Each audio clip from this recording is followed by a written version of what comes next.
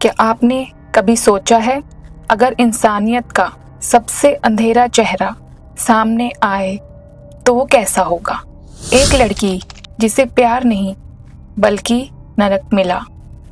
44 दिन तक उसे ऐसे ऐसे दर्द दिए गए जिन्हें सुनकर आपकी रूह कांप जाए। क्यों किसी ने उसे बचाया नहीं? और आखिर इंसान कहाँ तक गिर सकता है?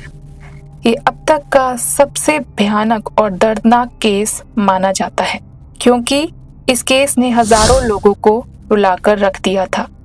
अगर दुनिया के सबसे डरावने, सबसे हॉरिफाइंग क्राइम्स की बात की जाए तो ये केस उनमें से एक है।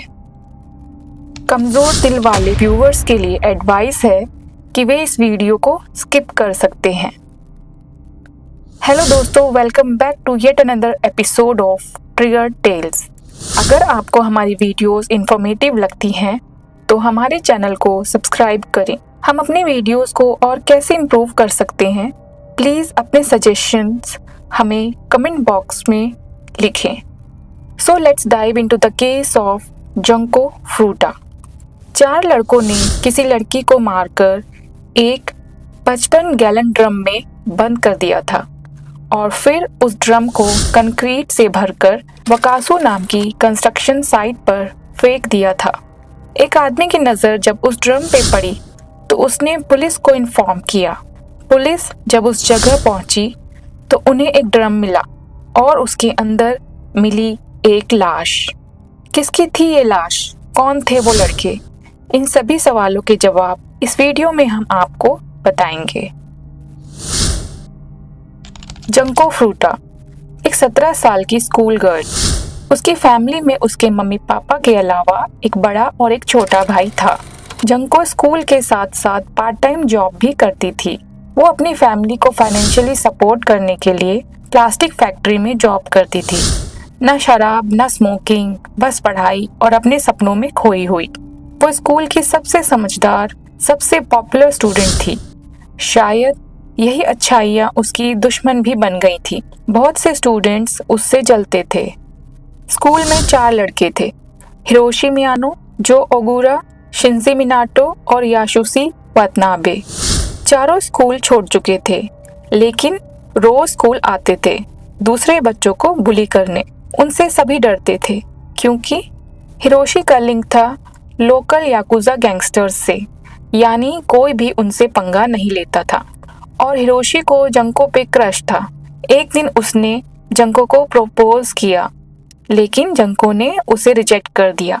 हिरोशी को जंको का ना कहना बर्दाश्त से बाहर हो गया। उसने जंको को सबक सिखाने की ठान ली। सवाल ये है, क्या सिर्फ ना कहना इतना बड़ा गुनाह हो जाता है कि उसने उसकी जिंदगी खत्म करने की ठान ली? 25 नवंबर 1988 रात का वक्त। जंको अपनी साइकिल से घर लौट रही थी। रास्ते में हिरोशी और शिंजी ने उसे देखा। बदला लेने की आग में उन्होंने एक प्लान बनाया। वो अपने दोस्त से जंको को परेशान करने के लिए कहता है।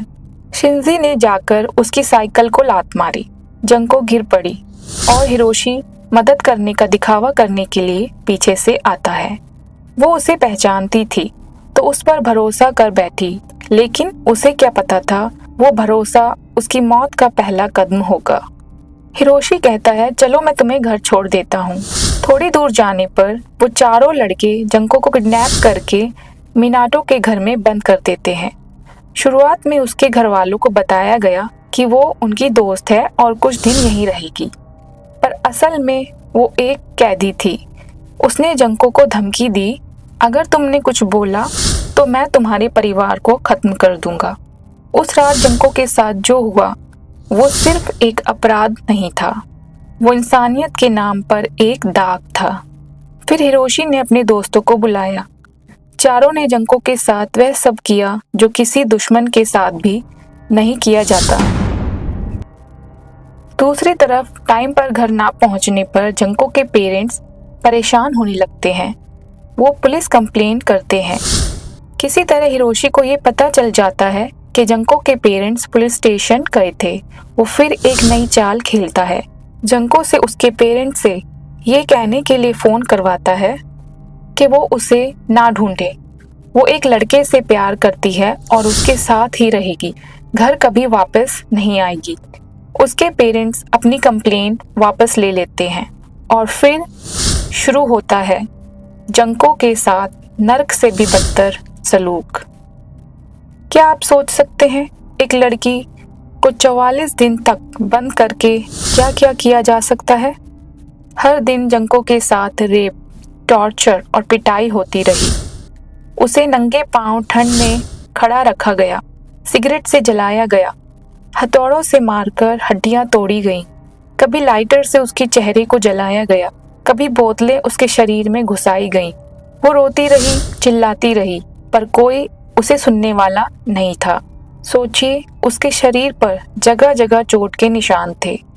वो बिल्कुल लाचार हो चुकी थी और वो लोग उसे देखकर हंसते थे। क्या ये वाकई इंसान थे? एक दिन जंको भागने की कोशिश भी करती है, लेकिन वो पकड़ी जाती है। सजा के तौर पर उसके घुटनों पर डंबल गिराए जाते हैं, उसके पैर टूट जाते हैं। अब वो रेंगकर चलती थी। उसे खाना नहीं दिया जाता था। वो अपने ही आंसू और पेशाब पीने पर मजबूर थी। उसका शरीर अब सड़ने लगा था, घावों से खून और मवाद निकलने लगी थी। और तब वो चारों उसे घिन की नजरों से देखने लगे। 4 जनवरी की रात हिरोशी सारे पैसे जुए में हार गया और उसने गुस्से में जंको पर अपनी हार का गुस्सा उतारा। उसने उसे इतना मारा कि जंको ने आखिरी बार सांस ली रात के करीब 10 बजे। क्या उसने मरने से पहले रब से सिर्फ एक ही दुआ मांगी होगी, अब मुझे आज़ाद कर दो। उसकी लाश को उन्होंने 55 गैलन ड्रम में डाल दिया, कंक्रीट से भरकर कंस्ट्रक्शन साइट में फेंक दिया। 2 महीने बाद जब वो ड्रम मिला तो जंको की कहानी जापान की सबसे डिस्टर्बिंग ट्रेजेडी बन गई। लाश इतनी बुरी हालत में थी कि पहचानना मुश्किल था। पोस्टमार्टम रिपोर्ट में जो सामने आया वो सुनकर पुलिस के भी रोंगटे खड़े हो गए। वो लड़की थी 17 साल की जंको फ्रूटा। मौत की वजह थी डोमेस्टिक शॉक, लेकिन उससे पहले उसके साथ जो हुआ था वो शायद शब्दों में बताना भी मुश्किल है। नीडल्स उसके ब्रेस्ट में धंसे मिले, प्लास्टिक की बॉटल्स उसके शरीर के अंदर पाई गई और सबसे दर्दनाक बात, वो प्रेग्नेंट भी थी। क्या आप सोच सकते हैं कोई इंसान किसी के साथ इतना क्रूर कैसे हो सकता है? हिरोशी मियानो को 20 साल, जो ओगुरा को 10 साल, शिंजी मिनाटो को 9 साल और यासुशी वतनाबे को 7 साल की सज़ा मिली। लेकिन सवाल ये है, क्या सिर्फ इतनी सज़ा काफ़ी थी उस दर्द के लिए जो एक 17 साल की मासूम ने 44 दिन तक झेला था? जंको फ्रूटा की कहानी इंसानियत के लिए एक आईना है, जहाँ कुछ लोग अपनी ताकत को शैतानियत में बदल देते हैं। अगर आप भी मानते हैं कि जंको को इंसाफ नहीं मिला तो कमेंट में लिखिए जस्टिस फॉर जंको। आज के लिए इतना ही दोस्तों, फिर हाजिर होंगे एक नए केस के साथ। तब तक अपना ख्याल रखें। Thanks for watching and please comment करना ना भूलें।